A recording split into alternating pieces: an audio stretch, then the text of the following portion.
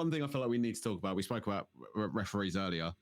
Mike Dean, who obviously is, despite being retired for a few months now, still managed to make it all about himself.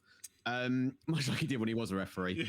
went on the Simon Jordan podcast recently and spoke about the infamous Chelsea-Tottenham game from last season where Tuchel and Conte had a big old scrap at the end of the game. Prime Barclays, as far as I'm concerned. Just on that, I can't believe that was last season. That feels like it's 6 years ago. It's because obviously throughout that season, like Chelsea had about 6 different managers throughout that same season. And the World Cup in the middle of it all as well. Like. Yeah, World Cup in the middle of it. And you had Conte with his massive meltdown halfway through, which was also spectacular. But yeah, so Mike Dean goes on Simon Jordan's podcast and obviously retells that story and basically says there was an incident where Marco Correa gets his hair pulled by a Tottenham player. And then obviously, I believe like not long afterwards, Tottenham go and equalise and the game finishes 2-2. Mike Dean then goes on to say that, yeah, he admits he should have called Anthony Taylor over to the screen to look at it, but didn't want to do so because he wanted to basically protect his mate, is essentially what he said. Since then, he's gone on Soccer Saturday, where he is the new Peter Walton, essentially, but somehow a more irritating version. Yeah, somehow managed to get rid of Peter Walton and get the only person that could be worse. yeah, it's really impressive. It really is. He has since clarified, and this is the thing that bugs me about it, because I watched the full debate today. And he's basically trying to sort of play it down. He says like, oh, well, like I said mate, but it's in the way that you would sort of refer to another player as like a teammate. Like, I didn't mean that in terms of whether I get on with them or not. It's like, and he was like, oh, if I'd have said colleague, it wouldn't have been such a big story. And basically the whole mate comments now turned into a massive farce, and people were like, the media are just like running with it, making it bigger than it is. And it's like completely missing the point of like what he essentially admitted to was, I chose not to send the referee to go to a screen for a violent incident. Well, I say violent, but you know what I mean? Like a violent conduct incident on a football pitch that could have had massive ramifications for that particular match, which again calls into the question, what the fuck's the point of VAR then? Like, if you're going to have emotion play into it, or how much you like someone or whatever, like, I read the full quotes from the Simon Jordan podcast. I could not believe what I was reading. Yeah, it was. And the thing is, like, in trying to defend himself, he really ham-fistedly, like, fumbled over everything that he was saying and somehow made it sound worse. Like, so, like, if it was a case of, like, oh, I was protecting my mate, it's like, well, and if you just double down and gone, yeah, like, it was a hell of a game, and I didn't want it to look like he was, not able to do the thing, to make the right decision. So like I didn't send him over because I looked at it and thought there was nothing to be seen. Like then fair enough, but like it's kind of like ham-fistedly gone over it and made everything sound even worse. But I think the takeaway from it is like you say, what's the point in VAR if you're not going to use it to make the correct decision rather than the emotional one? Yeah. That's what it's supposed to be there to protect. If a referee misses something or a referee gets distracted or taken away from it, it doesn't matter if he's had a bad game. I'd rather see the referee go over and make the correct, or be given the tools to be able to make the correct decision. Like every time, I'd rather see that. And that's my frustration with VAR this year a little bit as well. Like, whilst I appreciate we don't want to re-referee the games attitude, like we just want to use it as a tool for egregious decisions or things that have been missed. It's like, well, what's the point then? What's the point of VAR? What's the point in having a screen at the side of the pitch? If the referee's made a wrong decision, let them make the right decision, inform them, give them the tools to do the job. Referees already do, I was going to say a hard enough job. Referees already do a bad enough job on their own. Let's help them make a right decision because they seem incapable of doing it in real time anyway. So. The thing is, I would have had more understanding with him had it, and not that I would have agreed with it, and I still would have had the thought of like, well, you still shouldn't have done it. But even if he went at it with the angle of like, it's Anthony Taylor, Chelsea fans absolutely despise Anthony Taylor to the point where they are convinced he's got this weird agenda against their club, like to the point where like Thomas Tuchel was spoken about in press conferences and like a petition went round and stuff. Like, I almost would have understood it if it had gone like, he already gets enough grief. I did, like, I didn't want to give Chelsea fans another reason like to pile on, whatever. Still wouldn't agree with it, but I could have understood it more. Mm. Just a bit sort of be like, I didn't want to send him there because it was a difficult game for him, and he already had a lot to do. So I thought, I'm essentially not going to bother him with this one. And it's like that's not your call. And I know that he spoke about like he never actually enjoyed doing the VAR stuff, and like there's this whole thing of like he was petrified going into the be a VAR. because he didn't want to have to deal with those decisions and stuff. But then it's like, I don't know, like, does it come down to Zafar and the PGMOL to provide better training or provide better guidelines or whatever for people who are using it? I do like the fact that we are still, I think I touched on this in the last podcast. We're like, how many years into VAR now? Like 4 or 5 years? Like, and some referees aren't comfortable using it, and the system is still being tweaked on a seasonal basis to the point where it just continuously feels like it's an absolute mess. But I cannot believe that he went on and basically told that story, and hearing him talk about it on Soccer Saturday, he almost feels like there was nothing really wrong with what he says. Like, oh, I know what I did was wrong, but you listen to him talk about it, and it's like, yeah, but do you actually get why this is a problem? And it doesn't really seem like he does. Yeah, I kind of I'm on his side where it's like people seem to be obsessed with the protecting my mate thing. It's like everyone seems to be like hyper focusing on that thing, and you even saw it with what's the host name on Soccer Saturday? It's just completely escaped me. Simon Thomas. Yeah. And he kept like leading it with, you kept seeing your mate, and he was like leading with it and like really hammering it home. And he's like, that's not that isn't the point. Like, yeah. And he was trying to defend himself from, like, it's not a mate, it's a colleague. But it's like, no, they're both missing the point of this. Like you say, it's about why aren't referees being given the chance to make correct decisions? Why are you putting emotion into it? Why is this even a thing? And like the fact that you've come out and admitted that this is how it happens in a VAR booth is why why nobody trusts the VAR.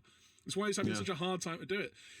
Let matches be re-refereed. Like, give referees the tools to do the job. Nobody likes seeing massive breaks, but if that's what it takes to get the right decision, then do it. Like, like, because I dare say, like, maybe the red card for Forest wouldn't have been, was it Joe Worrell? Like that might have been overturned, but give him a chance to have a look at it again rather than in the first instance. The Van Dijk challenge, you've obviously got the Alexis challenge from last week. Yeah, like let referees have another look at it, because obviously in the speed of the game, you might make a decision and go, make a decision that is incorrect. And I think all of those maybe wouldn't have been overturned, but would possibly had a chance of being overturned. So allow referees to make that decision. It doesn't, and as much crap as referees get, like, if it takes a little bit longer to get the right decision, people will say, oh, well, he should have got it right in the first place. Well, yeah, but they got it right in the end, and that's what matters. Yeah, that's what the decision makes. Like, it might not affect the game in the end, some of these decisions anyway. Like, obviously, the Liverpool game with Van Dijk being sent off, they won the game anyway. Yeah. But it took away from the game, and now he's going to be unavailable unless it gets overturned and things like that. So, yeah, just like give referees the tools to do their job properly, and make rules that make sense. Just like, the amount of confusing rules and confusing decisions, like handballs and fouls in the air and fouls, like the handball ones, like, still nobody knows. No. Is it when it hits the hand? Like, what's a natural position? Like, you saw the penalty at the week. Which penalty? The Man City penalty. It's like he's diving in. That's from 2 yards away. Why is that a penalty and not the Romero one against United? Why is there was one in the West Ham Brighton game. Soufal slides in to block a cross. His arms, like, the arm he plants to sort of stop, to break his foot. It hits that arm. It didn't get given. But it's like, I think you touched on it. The commentator said the same thing. It's like Lewis Dunk got done for that exact same thing on like on game week 1. So again, it's that thing of like, how are you getting? Like, people talk about consistency, and I think it's that thing of just like, you want to see the penalties or these infringements awarded, and you can look at the individual clips and say, oh, okay, we're seeing a pattern here of why they're getting awarded. But when it's like you're seeing different clips from different games, it's like, well, hang on, like you say, that was given, but that one wasn't given, and it's why fans get so annoyed with it, because you can almost excuse inconsistency without VAR because it's different referees and the speed of the game and all this sort of stuff. It happens. But with the technology in place, like, that should have been brought in to eliminate the inconsistencies, if anything. And like you say, it's become even more confusing. Yeah, I maintain that I think VAR in its kind of idea is a good thing. Like, if it was used properly, if it was used in the right way, it would be a good thing. It's like, but like you just said, it's just making it more contrived and more confusing now. Like so referees are being allowed to make bad mistakes without being given the opportunity to correct them. So what's the point of it? Like, at the end of the day, what is the point of it if you're not going to re-referee decisions then what is the point of it? If you're not going to do that, then get rid of it, or just use it. Use it in a goal instance. Double check they weren't offside. There you go. Or like I say, in egregious instances where someone's punched someone and the ref hasn't seen it, like just have that, rather than like having this whole thing of like, oh, VAR's checking it, VAR's checking it, VAR's checking it. It's like, no, well, just get rid of it. It would make life a lot easier, and that's the mad thing. It's like this is episode 4 of the podcast. We're like three games into the season. It just feels like we're talking about VAR every single week at the moment. It's just like, it's going to be a long old year. And I also wonder, like, and this is a discussion that I've had on stream in the past, like, I wonder whether it will take a new generation of referees to come through for it to actually be used properly. Because what you've got at the minute is a load of referees who are so used to have, like, their entire refereeing career, they've been, refereeing the match entirely. Like they've been, been trained to make certain decisions, look for certain things in games. Now they're having their, like, there's a bit of a defense to referees. Of course. Like, they're having the rules change all the time, what they can give, what they can't give, what they should give, what they shouldn't give. Like, what's a handball, what's a foul, what's a what. Like, when do we give a yellow card, what's dissent, what's time wasting, what's this, what's that. And you're changing the landscape of the decisions they have to make all the time. So of course there's going to be poor decisions. And maybe it is a case of referees need to get paid more, train more. Like, there needs to be a full-time thing where they go like a footballer and they'll train 6 hours a day. They'll go over refereeing decisions and all this kind of stuff. Pay them more money. If you want better refereeing decisions, pay them more money. Like, fund it properly. Have them all operate out of a single. Like, everyone goes to a central refereeing place of work throughout the week, and then they just travel to where they need to go. Like, just do it that way then. Like, I think as well. Compensate them. Like, and I think as well. I spoke about this on stream before as well.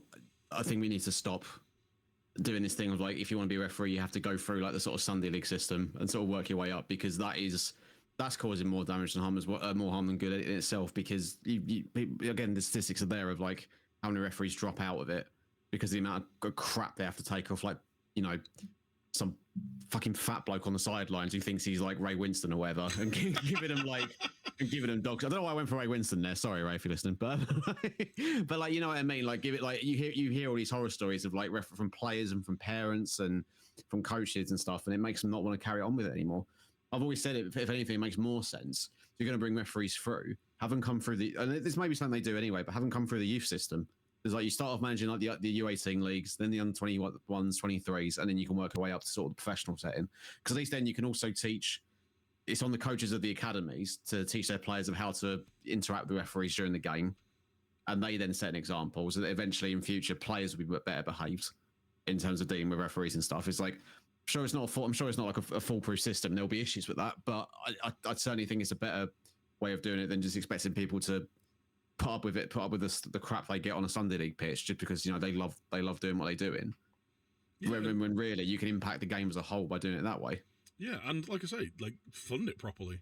Like, you've got youth academies, you've got national academies, have a referees academy. Like, fund it properly. Get people who are young and want to be in football but aren't a player. Maybe even like players with an injury or players who haven't made the cut at academies and don't want to go down going through the lower leagues route. Like, I think, okay, but I love football. I've got a lot of experience in it. I could turn my hand to doing this. Yeah. Like, and the whole thing of like ex-players can't be referees doesn't make sense to me as well. Like, surely a person like an ex-pro who has got, say, 10, 15, 20 years of playing the sport and seeing what it's like on a pitch and knowing decisions will have a better idea than someone that has never been in that situation. So I don't understand it. And I wonder how many ex-players would go into it. Obviously, I think it'd be more like players either out of like lower league or in the absolutely like in the League 2, League 1 system, like wanting to prolong their football career, like, or career in football, rather than Lionel Messi. But like, I wonder how many. That'd be fantastic. Like, tell them where to kick the ball for a free kick and stuff. Like, you have Messi ref in it. You have like Xavi and Iniesta as your linesman as well. That'd be fantastic. Busquets in VAR. Yeah. Okay, solid thing we just said. Let's make that happen. Yeah. That's what I want to see. I think the MLS are going to try it.